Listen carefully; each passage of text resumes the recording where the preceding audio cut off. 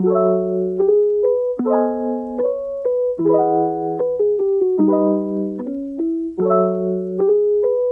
everyone, my name is 𝗥𝗶𝘶𝗵, and just today we finished our course at Vinyasa Yogashala.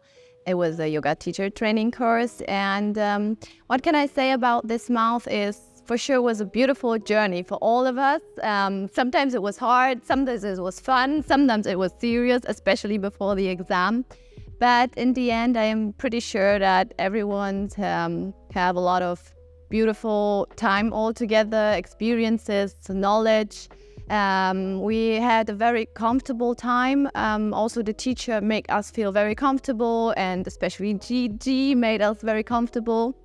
He was guiding us, taking care about us. Well, I made a decision to go deeper into yoga. As all of us, sometimes we had the feeling that yoga is just asanas, and then we come here and we get to know that it is actually so much stuff, so much beautiful knowledge, helpful knowledge, useful knowledge. The teacher were guiding us in each cases. We also had the ability to experience yoga outside, close to the Ganga, and did some other activities.